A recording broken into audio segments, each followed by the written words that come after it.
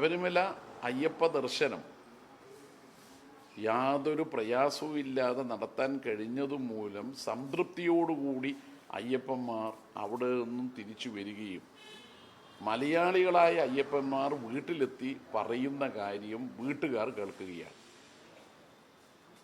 വാർത്തകളിലൂടെ വീട്ടിലുള്ളവർ കേൾക്കുന്നത് എന്താ? അയ്യപ്പ ദർശനത്തിന് പോയാൽ കഷ്ടപ്പാടും ബുദ്ധിമുട്ടും ചിലപ്പോൾ തിരിച്ചു തന്നെ എത്തിയെന്ന് വരില്ല എന്നാണ്. 1,00,000-ഓളം ആളുകൾ ഒത്തുകൂടിയിട്ടും ഉത്തരേന്ത്യയിൽ പലയിടങ്ങളിലും കുംഭമേളകൾ നടക്കുമ്പോൾ മനുഷ്യൻ്റെ ജീവൻ പോലും നഷ്ടപ്പെടുന്ന സ്ഥിതിയാണെങ്കിൽ കേരളത്തിൽ അതൊന്നും ഉണ്ടായില്ല. ഇത് തിരിച്ചറിയുന്ന യഥാർത്ഥത്തിൽ അയ്യപ്പ ദർശനം ഈ സന്ദർഭത്തിൽ വന്നത്, ആ സമയം അയ്യപ്പന്മാർ ശബരിമലയ്ക്ക് പോകുന്ന സീസൺ ഈ സമയത്ത് വന്നത് ഉചിതമായി. അവർ വീട്ടിലെത്തി പറയാൻ തുടങ്ങി, ഞങ്ങൾക്ക് വലിയ സൗകര്യമാണ് അവിടെ ചെയ്തു തന്നത്. പിന്നെ ചൂണ്ടിക്കാണിച്ച ഒരു കാര്യം എന്താ? സ്വർണ്ണപ്പാളിയുടെ വിഷയമാണ്. സത്യസന്ധമായ അന്വേഷണം നടന്നു. കുറ്റക്കാർ ഏത് ഉന്നതന്മാരായാലും പ്രത്യേക അന്വേഷണ സംഘം തെളിവുകളും വസ്തുതകളും നോക്കിയിട്ട് കേസിൽ പ്രതിയായി അറസ്റ്റ് ചെയ്തു. ഇത് വന്നപ്പോൾ സമീപകാലത്ത് ജനങ്ങൾ വിലയിരുത്തുന്നത് എങ്ങനെയാണ്? സ്ത്രീപീഡന കേസും സ്വർണ്ണപ്പാളി വിഷയവും ഒരു താരതമ്യം അർഹിക്കുന്നുണ്ട്. ഏത് രീതിയിൽ? പ്രതികളായി ഉണ്ടായിരുന്ന ആളുകളുടെ കാര്യത്തിൽ സ്ത്രീപീഡകന്മാരായ ഉന്നതന്മാർ ഇടതുപക്ഷ ഭരണകാലത്ത് ഒരാളെയും രക്ഷപ്പെടുത്തിയിട്ടില്ല. സ്ത്രീപക്ഷ നിലപാട് സ്വീകരിച്ചു. കേസിൽ പ്രതികളായവരെയെല്ലാം എന്താണോ തെളിവുകളും വസ്തുതകളും അതിൻ്റെ അടിസ്ഥാനത്തിലുള്ള നടപടികൾ സ്വീകരിച്ചു. അങ്ങനെ നടപടികൾ സ്വീകരിച്ചു വന്നപ്പോൾ ഒരു കാര്യം എല്ലാവർക്കും ബോധ്യമായി, LDF സ്ത്രീപക്ഷത്താണ്. നേരത്തെ തന്നെ LDF സ്ത്രീപക്ഷത്താണ് അണിചേർന്നത്. നേരത്തെ കുടുംബശ്രീ ഇടതുപക്ഷ ഗവൺമെൻറ് സംഭാവനയാണ്. തദ്ദേശ സ്ഥാപനങ്ങളിൽ 50% വനിതാ സംവരണം ഇടതുപക്ഷ സംഭാവനയാണ്. ഇപ്പോൾ 32 ലക്ഷത്തോളം സ്ത്രീകൾക്ക് ഒരു സ്ത്രീ സുരക്ഷാ പദ്ധതി ഇടതുപക്ഷത്തിൻ്റെ സംഭാവനയാണ്. അപ്പോൾ സ്ത്രീപക്ഷത്താണ് ഇടതുപക്ഷം, സ്ത്രീ വിരുദ്ധ പക്ഷത്തല്ല. എന്താ നമ്മളിപ്പോൾ കാണുന്നത്? അടൂർ പ്രകാശും KPCC പ്രസിഡന്റും പീഡകന്മാരെയും വേട്ടക്കാരെയും സംരക്ഷിക്കാനാണ് നോക്കുന്നത്. അതിനെതിരായ വികാരം കോൺഗ്രസിൻ്റെ സാധാരണ പ്രവർത്തകരിൽ പോലും ഉണ്ട്. അതാണ് കോൺഗ്രസിലെ ചില നേതാക്കന്മാരെ കൊണ്ട് ഇവരുടെ പ്രതികരണം തെറ്റായിപ്പോയി എന്ന് പറയിപ്പിക്കാനിടയായത്. രാഹുലിനെ കുറിച്ച് നമ്മുടെ നാട്ടിലെ മഹാഭൂരിപക്ഷം വരുന്ന കോൺഗ്രസ്സുകാരടക്കമുള്ള പൊതുജന അഭിപ്രായം എന്താ? ബലാത്സംഗ കേസിൽ പ്രതിയാവുകയും നിർബന്ധ ഗർഭചിത്രം നടത്താൻ പ്രേരിപ്പിക്കുകയും ചെയ്യുന്ന തെളിവുകളും വസ്തുതകളും പുറത്തു വന്നതോടെ രാഹുൽ ഒരു ലൈംഗിക കുറ്റവാളിയാണ്. ആ കുറ്റവാളിയെ KPCC പ്രസിഡന്റ് കഴിഞ്ഞ ദിവസം ന്യായീകരിക്കുകയാണ്.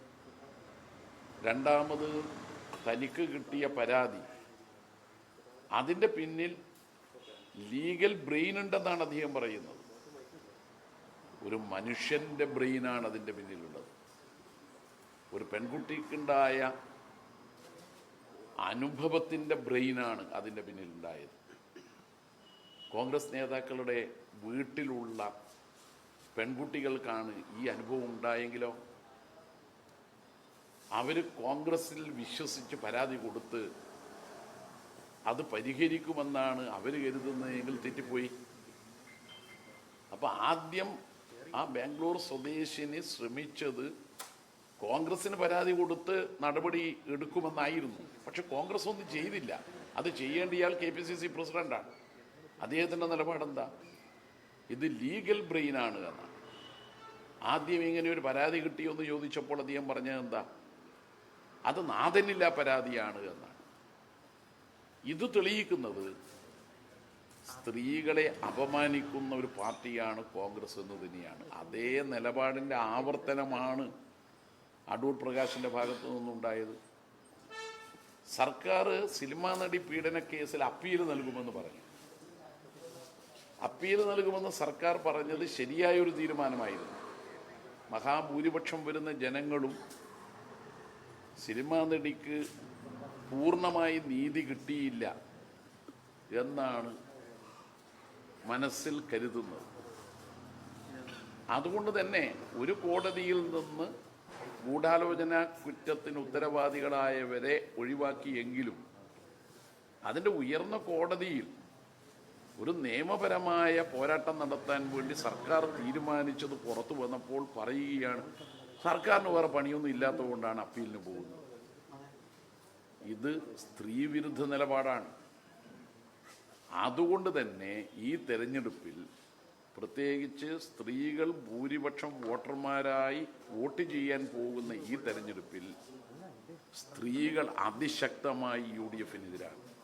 പോരാത്തതിന് കഴിഞ്ഞ ദിവസം തെക്കൻ ജില്ലകളിൽ തെരഞ്ഞെടുപ്പ് നടന്നപ്പോൾ ഹരിതകർമ്മ സേനാ അംഗങ്ങൾ ഇലക്ഷൻ കമ്മീഷൻ്റെ നിർദ്ദേശമനുസരിച്ച് പോളിംഗ് സ്റ്റേഷനിൽ ഹരിത തെരഞ്ഞെടുപ്പ് എന്ന പ്രഖ്യാപനം നടപ്പാക്കാൻ വേണ്ടി പോയപ്പോൾ ആ ഹരിതകർമ്മ സേന അംഗങ്ങളെയാണ് ഒരു കോൺഗ്രസിൻ്റെ നേതാവ് പരസ്യമായി വേശിയെന്ന് ആക്ഷേപിക്കുന്നത്. ആർക്കെങ്കിലും അത് അംഗീകരിക്കാൻ കഴിയും? മോന്തായം വളഞ്ഞാൽ 64 വളയും.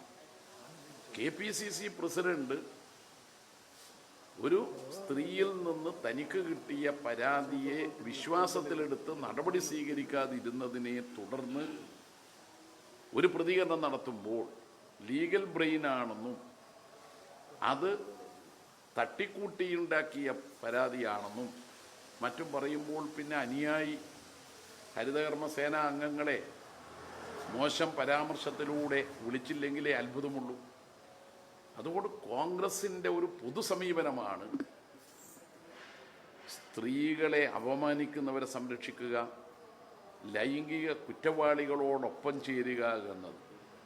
അതിനെതിരായ വിധിയെഴുത്തുകൂടി ആയിരിക്കും ഈ തെരഞ്ഞെടുപ്പിൽ നടക്കാൻ പോകുന്നത്.